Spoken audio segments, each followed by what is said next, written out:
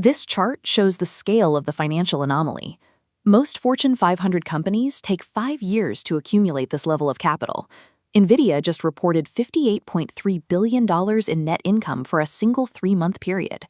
Many still view this company through the lens of consumer electronics and video game graphics. This growth stems from a widespread underestimation of the physical hardware required for the next generation of computing. Analysts are realizing that digital intelligence requires a massive commitment to copper, silicon, and steel. CEO Jensen Huang describes this moment as the largest infrastructure expansion in human history. AI software operates like an appliance, but it relies on a physical power grid. Nvidia is currently the primary manufacturer of the generators and lines supporting that grid.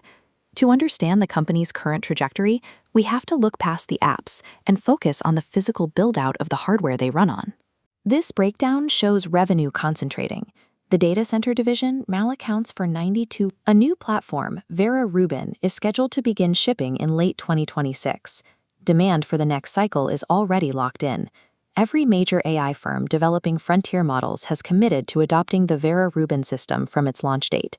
However, this expansion faces significant friction. U.S. government export restrictions currently prevent Nvidia from shipping its most advanced AI chips to the Chinese market. In response to these geopolitical tensions, the company has removed Chinese data center revenue from its baseline projections entirely.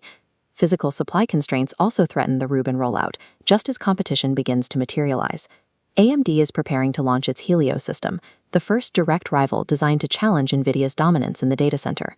While Nvidia sets the technological pace, its lead is now being tested by trade barriers and the arrival of the first generation of credible competitors. This growth is translating into a massive redistribution of corporate wealth.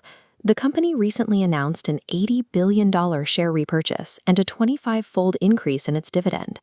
Because Nvidia is a staple in major index funds, this performance flows directly into the retirement accounts and brokerage portfolios of millions of Americans. The company's internal forecasts show this trend accelerating.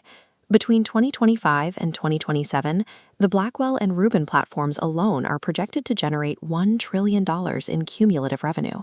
This speed of construction mirrors the early 20th century, when industrial pioneers laid the first transcontinental electrical grids. The server farms being built today function as the factories of modern computing, producing the tokens that power the AI economy. The infrastructure build-out is already underway. Nvidia currently stands as the central utility of this expansion, providing the foundational hardware for the most advanced systems in the world.